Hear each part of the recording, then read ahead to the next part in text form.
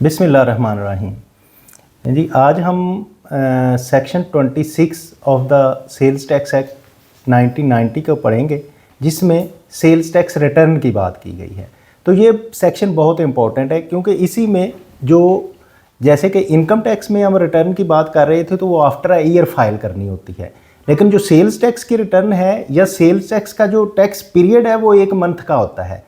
तो हर महीने sales tax की रिटर्न फाइल करनी है। तो आपका क्लाइंट आएगा या आप चेक करेंगे तो उसने हर महीने रिटर्न फाइल करनी होगी। तो इसलिए इसको समझना और ज़्यादा अच्छी तरह इसको क्लियर करना ज़रूरी है। तो मैं आज आपको रिटर्न भी खोल के दिखाऊंगा कि उसके क्या क्या पार्ट्स हैं और किस किस तरह से हमने फ़ाइल करने होते हैं और इसके लिए लॉ क्या कहता है। पहले हम लॉ की बात करते हैं। Section 26 return every registered person shall furnish not later than the due date a true, यानी कि हर रजिस्टर्ड पर्सन को चाहिए कि वो रिटर्न फाइल करे not later than the due date. एक कोई ड्यू डेट है उसके बाद ना करे। तो वो ड्यू डेट कौन सी होती है? जो सेल्स टैक्स में है, आप अगर दिसंबर की रिटर्न फाइल कर रहे हैं तो दिसंबर के बाद जो महीना आता है वो क्या है? जनवरी। तो जनवरी की 15 तारीख तक आपने जितना टैक्स पेमेंट बन रही है वो टैक्स पेमेंट जमा करवानी है और 18 तारीख तक आपने उसकी रिटर्न फाइल करनी है। अगर तो विदिन ड्यू डेट आप कर देंगे तो आपको कोई फाइन नहीं, लेकिन जितने दिन लेट करते जाएंगे तो पहले 15 तक तो रूटीन में करनी होती है। 15 तक टैक्स जमा करवाना होता है। सेल्स टैक्स जो जितना बन रहा है ना वो 15 तक जमा हो जाएगा और फिर उसके बाद 18 तक रिटर्न फाइल करनी है। उसकी वजह यह है कि जब 15 तक आप जमा करवाएंगे ना तो बाज़ औक़ात जो CPR है वो अकाउंट में आई नहीं होती अभी, ठीक है। तो इसलिए जो है ना उसके ज़रूरी है कि उसको 18 तक 2-3 दिन बस वो इसके लिए दिए हैं। अच्छा, अगर आप 18 डेट से फिर लेट होते हैं तो आपको 200 रुपीज़ पर डे के हिसाब से फ़ाइन होगा। एक चीज़ वो चलेगा 10 दिन तक। लेकिन अगर आप 10 डेज़ लेट हो गए हैं तो फिर आपको 10,000 रुपीज़ फ़ाइन होगा रिटर्न लेट फाइल करने का। ला ये अंडर सेक्शन 33 ये कहता है। और फिर ये रिटर्न के भी कुछ पार्ट्स हैं, जैसा कि किसी ने जो सेल्स की है तो सेल्स का अनेक्स्चर C है इसका, जो अब मैं आपको दिखाऊंगा और देखेंगे। तो उस अनेक्स्चर C को चाहिए कि वो 10 तारीख तक जमा करवा दे जो सप्लायर है, ताकि जो परचेज़र है फिर उसको अपनी परचेज़ डाउनलोड करेगा। पहले सप्लायर सेल अपनी डालेगा तो फिर परचेज़र उसको डाउनलोड कर लेगा और 15 तारीख तक वो टैक्स जमा करवा देगा और 18 को रिटर्न जमा करवाएगा। तो ड्यू डेट का अब आपको कंसेप्ट क्लियर हो गया कौन सी ड्यू डेट है, ठीक है। तो क्या करेगा? ड्यू डेट तक a true complete and correct return in the prescribed form to the designated bank or any other office specified by the board। पहले ये होता था कि ये रिटर्नें जो है ना बैंक में जमा होती थी, कैश के साथ रिटर्न बैंक में जमा होती थी, लेकिन अब ऑनलाइन हो गई है। अब ऑफिस में बैठे ही हम इधर जमा करवा देते हैं और लाइन जमा करवा उसकी बैंक के पेमेंट भी ऑनलाइन जमा हो जाती है। तो वो इसलिए उन्होंने कहा कि किसी बैंक में, कि पहले ये था कि पहले बैंक में होती थी, फिर एक वक्त ऐसा आया कि चलान बैंक में होता था और रिटर्न ऑफिस में जाके होती थी। बड़ी लंबी लाइनें लगी होती थी। पहले बैंक में लंबी लाइनें होती थी कि आखिरी दिन जैसे बिल जमा करवाने की होती है, वो टैक्स जमा करवाने की होती थी, फिर जाके ऑफिस में लंबी लाइनें होती थी जिसमें जाके वो रिटर्न जमा करवाई जाती थी। लेकिन अब आप एक कमरे में बैठे ही सारा काम कर सकते हैं। इधर बैठे रिटर्न पूरी फिल करने के बाद इधर ऑनलाइन पैसे जमा करवाएं और अपनी रिटर्न फाइल कर दें। तो वो डेजिग्नेटेड ब्रांच इसलिए कहा है कि पहले बैंकों में जमा होती थी। Indicating the purchase and the supply made during the tax period. तो टैक्स पीरियड जैसे कि मैंने आपको बताया कि 1 महीने का होगा, तो उस महीने में जितनी उसने सप्लाईज़ की हैं या जितनी परचेजेस की हैं वो इसमें वो मेंशन करेगा। The tax due and paid and such other information as may be prescribed. जो भी टैक्स होगा फिर वो पे कर देगा, और कोई अदर इन्फॉर्मेशन इनके अलावा अगर डिपार्टमेंट मांगता है तो वो इन्फॉर्मेशन भी आपने देनी है। एक तो मेन तो है परचेज सप्लाई की और फिर उस पर टैक्स जमा करवाना है, तो या इसके अलावा कोई है तो वो जाए। अब प्रोवाइजो क्या है? दैट द बोर्ड में by notification in the official gazette require any person or a class of person to sub the return on quarterly basis. तो डिपार्टमेंट जो है या बोर्ड है वो किसी भी शख्स से क्वार्टरली भी रिटर्न ले सकता है। जैसे कि आजकल जो कैलवन्स हैं, भट्टों वाले हैं, वो क्वार्टरली रिटर्न दे रहे हैं, ठीक है, हर क्वार्टर के बाद जमा करवाते हैं। पहले एक वक्त था जिसमें कमर्शियल इंपोर्टर और रिटेलर्स जो थे वो भी क्वार्टरली देते थे। तो ये बोर्ड के पास इसका इख्तियार है कि किसी से कहे कि आप क्वार्टरली दे दें, वो अपने इसके हिसाब से चेक करता है। देन सब सेक्शन 4 है, note with standing the penalties prescribed in section 3। जो कि मैंने पेनल्टीज़ की बात की कि अगर लेट हो जाता है तो पहले 200 पर डे होगा, तो उसके बाद 10,000 हो जाएगी। If a registered person wishes to file revise return, हाँ, अगर कोई रिटर्न रिवाइज करना चाहता है, उसने देखा कि उससे गलती हो गई, पहले काम शुरू किया, रिटर्न में कोई गलती हो गई, कोई इनवाइस मिस हो गई, कोई अपना परचेज लेना मिस हो गई, कोई भी मिस्टेक्स हो गई, तो उसको वो रिवाइज करना चाहता है voluntarily, along with the deposit of the amount of tax short paid और amount of tax avoided along with default surcharge whenever it come to the his notice before receipts of the notice of audit, no penalty shall be recovered from him। वही बात है जो हम कर रहे थे record में, sales tax record में कर रहे थे कि अगर उसके नॉलेज में आ जाता है कि रिटर्न में कुछ मिस्टेक हुई है और नोटिस आने से पहले वो कर देता है, तो फिर उसको कोई पेनल्टी नहीं लगेगी। Provided that in case registered person wishes to deposited amount of tax pointed out by the officer of inland revenue, वही ये बात है कि जो अगर पॉइंट आउट करेगा तो फिर 25%, अगर नहीं करेगा तो उसके बाद 75%। तो ये सेल्स टैक्स का लॉ है कि जो उसने करनी है, within due date return file करनी है, करेक्ट रिटर्न फाइल करनी है, सेल परचेज करनी है और उस टैक्स पीरियड की करनी है। तो ये तो सारा उसका लॉ है कि उसने करनी है। तो वो लॉ के मुताबिक मैंने आपको बता दिया कि वो अप टू 15 जो है उसमें वो रिटर्न फाइल करेगा अपना। अब हम आते हैं कि अगर सेल्स टैक्स की रिटर्न होती क्या है, उसको देखें भी क्या फ़ाइल करनी होती है। ये एक प्रैक्टिकल काम है जो आपको ने इसको सीखना है, फिर आपने इसको करना है। तो हम एक लॉगिन इसको करते हैं। लॉगिन करने के बाद जब हम आएंगे, क्योंकि रिटर्न तो अभी ड्राफ्ट में देखें तो हम इनकी रिटर्न फाइल हो चुकी है। अब हम ऐसा करते हैं, फिर कंप्लीटेड टास्क में ही जाके देख लेते हैं कौन सी रिटर्न है। तो कंप्लीटेड में जब आप डिक्लेरेशन में जाएंगे तो डिक्लेरेशन में ये 114 की जो इनकम टैक्स की रिटर्न है, जैसे मैंने आपको बताया था होंगी पहले, तो ये 26(1) अभी हमने जो पढ़ा है 26(1) जिसके तहत रिटर्न फाइल होती है, सेल्स टैक्स की रिटर्न फाइल होती है। अभी 26 सेक्शन ही पढ़ रहे थे ना, तो उसके तहत सेल टैक्स की रिटर्न होती है फाइल। तो हमने सेल्स टैक्स की रिटर्न, ये फाइल हुई सेल टैक्स की रिटर्न है। इसमें किस तरह से डाटा आता है ये मैं थोड़ा सा आपको तफसील बताऊंगा सारी, तो फिर इसके साथ साथ हम जो है ना इसको देखते जाएंगे और करते जाएंगे। ये जैसे कि अगर हम बात करें पहले एनेक्स्चर्स की, तो इसमें एनेक्स्चर ए है। ए एनेक्स्चर जो है जिसमें परचेजेस करते हैं। परचेजेस हमने डाउनलोड करनी होती है, जो सप्लायर ने जब एनेक्स्चर सी फाइल किया है, इसलिए मैं इससे कर रहा हूँ कि एनेक्स्चर सी पहले हमने फाइल करना होता है। ये एनेक्स्चर सी है।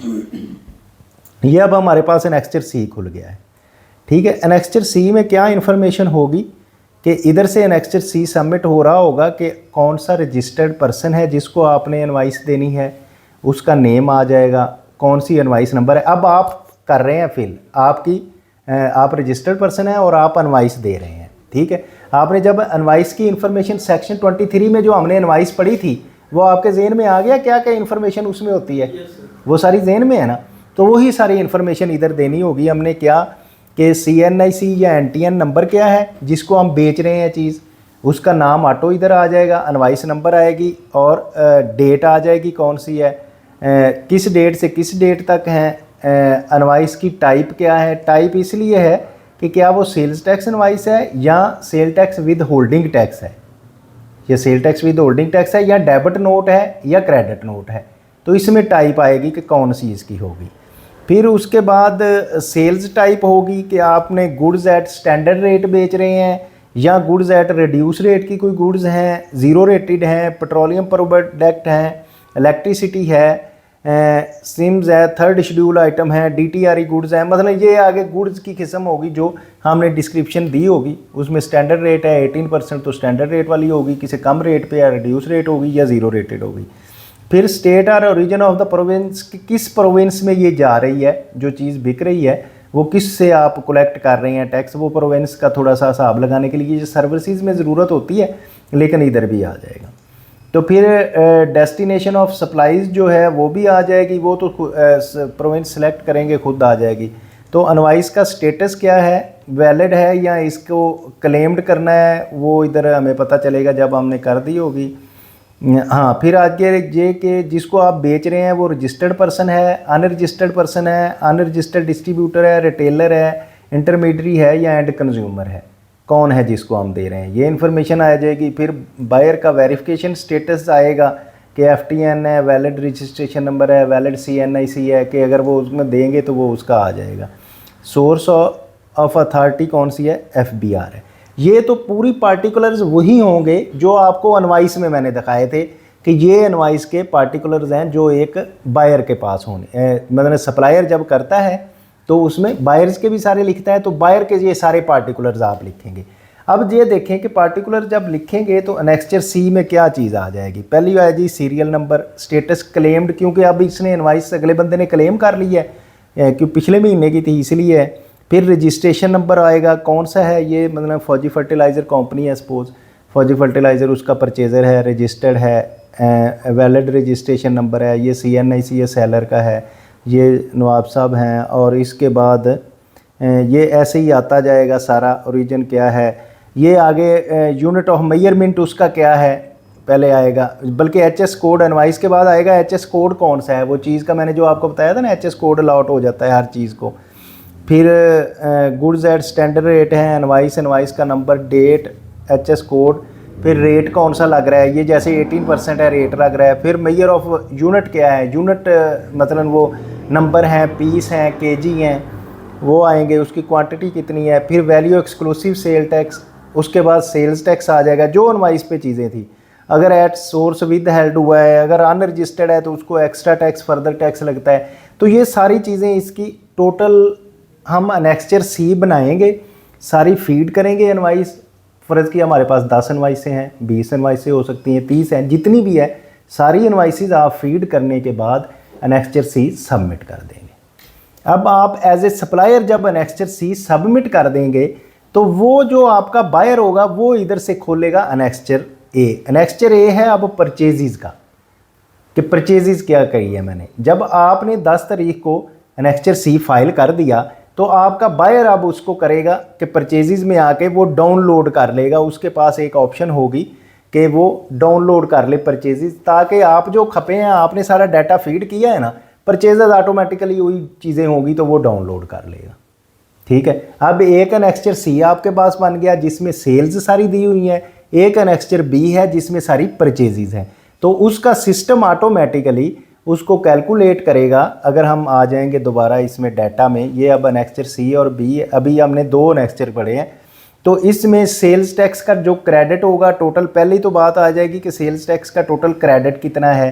अच्छा, फिर सेल्स टैक्स का टोटल डेबिट कितना है, देन सेल्स टैक्स पेएबल कितना बन रहा है, अगर हेडवाइज पेएबल क्या है। फिर आगे एनेक्स्चर F और G हैं जी, इसके बहुत सारे 14 एनेक्स्चर हैं टोटल ना, 14 से 15 एनेक्स्चर, तो वो हर चीज़ को डील करते हैं। लेकिन जो बेसिक जिसमें काम आता है वो सेल और परचेज़ का है, वो ये 2 एनेक्स्चर हैं।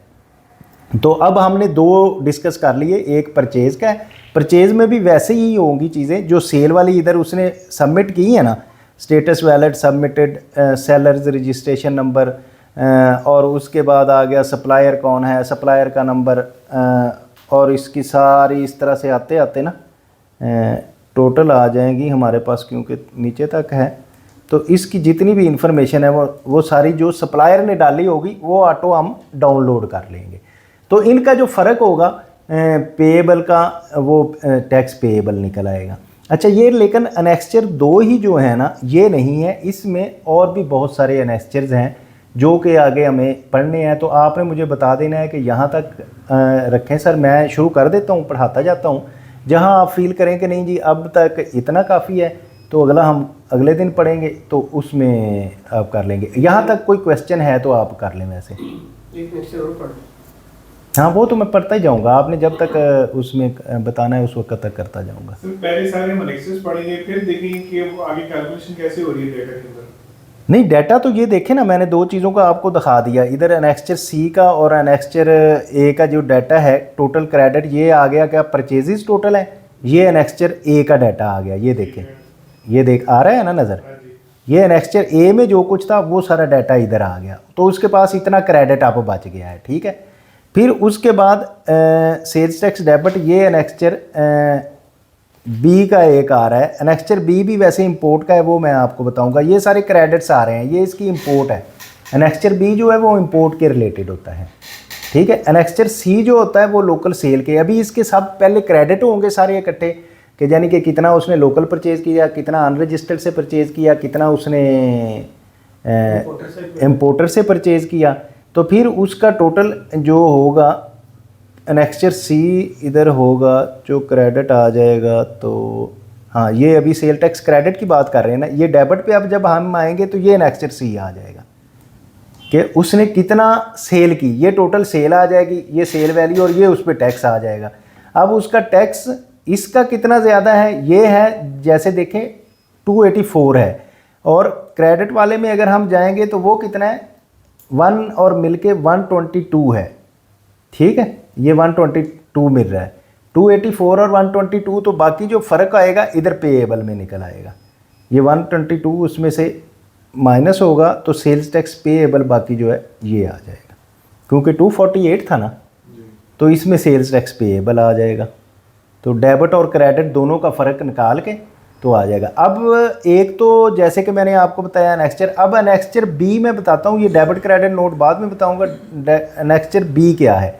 एनेक्स्चर बी होता है जितनी वो इंपोर्ट करता है, इंपोर्टेड गुड्स होती हैं वो एनेक्स्चर बी में आएंगी, वो ऑटोमेटिकली आपके सिस्टम में आ जाएंगी, आप उसको डाउनलोड कर लेंगे तो वो आपकी इस फॉर्म में आ जाएंगी कि क्या ये कौन सी कलेक्ट रेट से आया है, सेल्स टैक्स की कलेक्ट रेट कौन है, होम कंजम्पशन के लिए है, ये जीडी नंबर क्या है, गुड्स डेक्लेरेशन होती है। जीडी जो होती है ना, उसका मतलब होता है गुड्स डेक्लेरेशन, कि इंपोर्ट को आपने जो की वो क्या है, नंबर, डेट क्या थी, एचएस कोड, ये पूरा एचएस कोड होता है जो मैंने आपको बताया था ना कि ये 8 नंबर का वो एचएस कोड होता है, वो चीज़ जब आती है ना, ठीक है। ये एचएस कोड आ जाएगा, और इसके बाद इसके साथ सेल्स टैक्स आ जाएगी, उस पर वैल्यू आ जाएगी, उस पर सेल्स टैक्स कितना लगा है वो आ जाएगा। फिर वैल्यू एडिशन होती है, कमर्शियल इंपोर्टर अगर करता है तो उसको 3% ज़्यादा ले लेते हैं उससे, तो वो ये वैल्यू एडिशन इसकी आ गई। और ये कैच नंबर है जिसके तहत उसका इंपोर्ट स्टेज पे टैक्सेस सारे जमा हो गए हैं।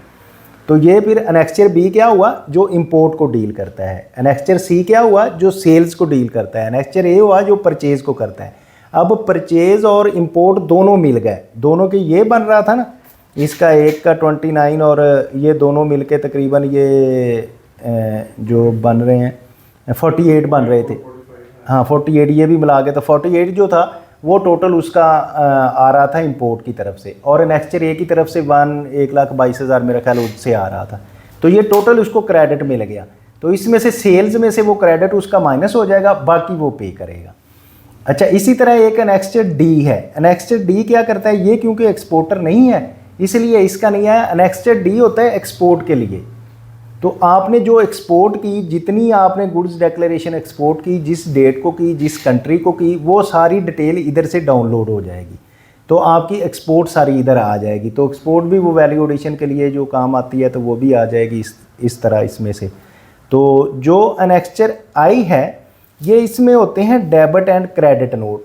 डेबिट एंड क्रेडिट नोट क्या है कि जब आपने एक सेल्स कर दी, सपोज चौधरी साहब ने एक सेल की 1 लाख रुपए की काजमी साहब को, अब सेल करके आपने उस पर 18% टैक्स दे दिया।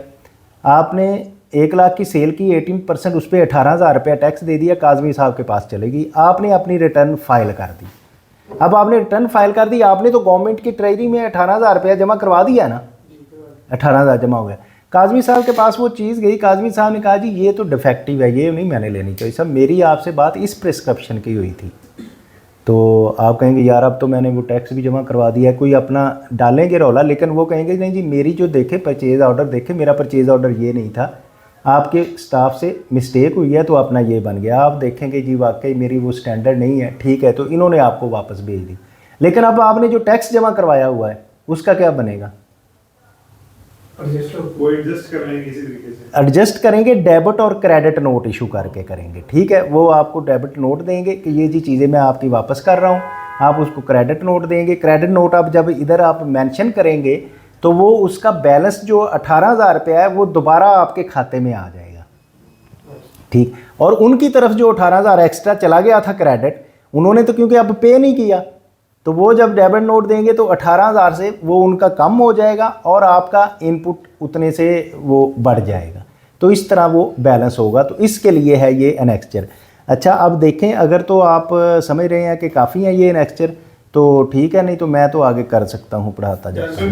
ठीक है, यहाँ पे ठीक है, लेकिन सर पिछले एनेक्स्चर में एक क्वेश्चन मेरे माइंड में आ रहा था। कौन से एनेक्स्चर में? परचेज वाले में। परचेज, ये है एनेक्स्चर, परचेज का जो है एनेक्स्चर ए है। हम एनेक्स्चर ए पे आ गए जी।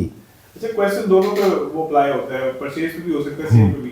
कि अगर आपने किसी अनरजिस्टर्ड पर्सन से लिया है, सेल परचेज किया और आपने उसका फिर होल्ड किया है, हाँ जी, टैक्स, ठीक है, ठीक है, तो वो कहाँ पे डिफरेंशिएशन आएगी? यहाँ पे कैसे पता चलेगा कि ये विदहेल्ड है और ये मैंने पे कर दिया? अच्छा, इसमें जब हम कर रहे होते हैं ना ये सारी चीज़ें, तो उसमें मैंने एक जगह आपको बताया था कि स्टेटस आ रहा है अनरजिस्टर्ड का, ठीक है, ठीक है। सप्लायर टाइप अगर ये देखें रजिस्टर्ड है या अनरजिस्टर्ड, अब क्योंकि हमने परचेज का खोला है, जब इसमें अनरजिस्टर्ड में करेंगे तो फिर ये है कि अगर अनरजिस्टर्ड बंदे से आप परचेज कर रहे हैं, वो आपको सेल टैक्स तो नहीं लगाएगा क्योंकि रजिस्टर्ड ही नहीं है, वो आपको 18% सेल टैक्स चार्ज नहीं करेगा।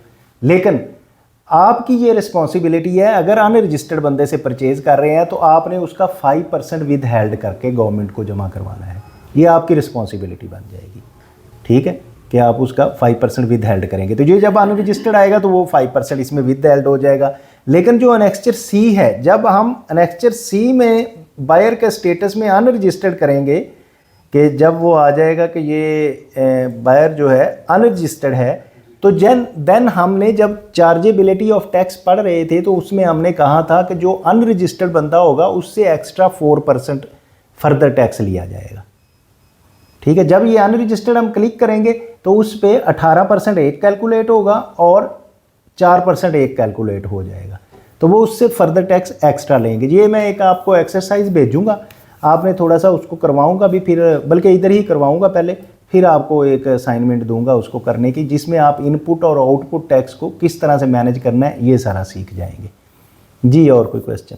ठीक है सर, बाकी अब वो प्रैक्टिकल करेंगे तो फिर कॉन्सेप्ट फिर ज़्यादा अच्छा हो जाएगा। तो ये था ये जो रजिस्टर्ड अनरजिस्टर्ड से आप ले रहे हैं, अनरजिस्टर्ड से ले रहे हैं, तो वहाँ पे डाटा फिर उसको CNC देंगे कि इस बंदे से मैंने खरीदा है, किस पार्टी से खरीदा है? जी बिल्कुल, उसका CNIC देंगे तो उस तरह से फिर उसके आ जाएगा, तो वो इधर स्टेटस ऑटोमेटिकली यहाँ रजिस्टर्ड का आ जाएगा। ये देखें ना, यहाँ बायर का रजिस्ट्रेशन नंबर आ रहा है, वहाँ CNIC नंबर की भी बात हो रही है, ठीक हो गया।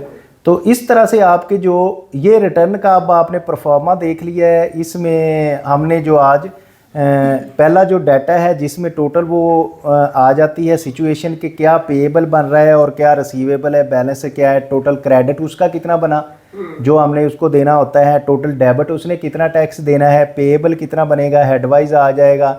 एनेक्स्चर F जो है इसमें बैलेंस का क्रेडिट होता है, जी में एरियर्स अगर कोई हैं, तो एनेक्स्चर P जो है वो डिस्ट्रीब्यूशन है कि अगर सूबों का कोई टैक्स है तो उनको कैसे कैसे करना है। तो फिर इसी तरह ये हमारा आगे एनेक्स्चर B और D तो हमने पढ़ लिया कि इंपोर्ट और एक्सपोर्ट का है। एनेक्स्चर H है जिसमें स्टॉक स्टेटमेंट है, J है जिसमें प्रोडक्शन डाटा है, K जो है वो स्टील मैन्युफैक्चरर के लिए है। तो ये सारे को हम एक दफ़ा ना देखेंगे, ठीक है। सारे को करने के बाद जब आप रिटर्न अच्छी तरह उसको समझ जाएंगे उसका थीम, फिर आपसे प्रैक्टिकल करवाया जाएगा। सर एक आपका सप्लायर है, आपने उससे महीने में फॉर एग्जांपल 10 बार ट्रांजैक्शन किया और 10 इनवॉइसेस बन गई, बिल्कुल तो ठीक जब है। यहाँ पे आप एनेक्स्चर फिल करेंगे तो 10 को क्युमुलेट करके एक करेंगे या 10 अलग हर इनवॉइस अलहदा से फीड होगी। आपने जो सेल करनी है ना, एक नंबर की एक ही फील होगी, और इसी तरह वो अगला आपका बायर डाउनलोड कर लेगा और उसके पास भी तो ऐसे ही। सर इस तरह जिन कंपनीज में ट्रांजैक्शन सेल्स की बहुत ज़्यादा है, उनकी तो हमने अक्सर देखा POS मशीन लगी होती है, वो तो डायरेक्ट आपकी इनवॉइस जा रही है, उसमें भी जा रही होती है। और फिर बाद में इसमें ऐसा भी हो सकता है कि एनेक्स्चर C जो है इसमें समरी ये देखें एक्सेल है कि एक्सेल की फॉर्म में वो इसी फॉर्मेट पे एनेक्स्चर पे वो अपनी डाटा फीड करते जाते हैं, तो वो पूरा डाटा जो है इस पर अटैच कर देते हैं साथ, ठीक है। तो वो इसी मतलब फॉर्मेट अगर में ट्रांजैक्शंस आपकी बहुत ज़्यादा है परचेज की, तो आपको सारी इनवॉइसेस मैनेज करनी है। करनी है, वो बस आप अटैच करनी है, वो फाइल फिर आप अटैच करेंगे ना, बड़ी फाइल होगी, अगर तो थोड़ी होगी तो मैनुअल उसको फीड कर लेंगे, अगर बड़ी है तो आप उसको इधर अटैच कर लेंगे। आप कहीं ना कहीं तो अपना नोट कर रहे हैं ना हर इनवॉइस का, तो इस तरह से फिर वो मैनेज हो जाएगी। तो लें जी, ये था आज का हमारा प्रैक्टिकल के सेल्स टैक्स हमने रिटर्न फाइल कैसे करनी है। तो ये बहुत ज़रूरी है हमारे लिए, क्योंकि इसमें ही ज़्यादा कंसल्टेंट पैसे कमाते हैं कि हर महीने फ़ाइल करके उसकी फ़ी लेंगे आप। तो उम्मीद है आप इसको समझ गए होंगे, लेकिन अगर फिर भी कोई प्रॉब्लम आ रही है तो आप कमेंट बॉक्स में कमेंट करें, तो उसको आपको क्लियर किया जाएगा। और फिर अगर आप ये चाहते हैं कि इसको आप खुद सीखें और दूसरों को सिखाएं, तो इंस्टीट्यूट ऑफ टैक्स प्रोफेशनल के यूट्यूब चैनल को लाइक करें, शेयर करें, सब्सक्राइब करें। Thank you very much.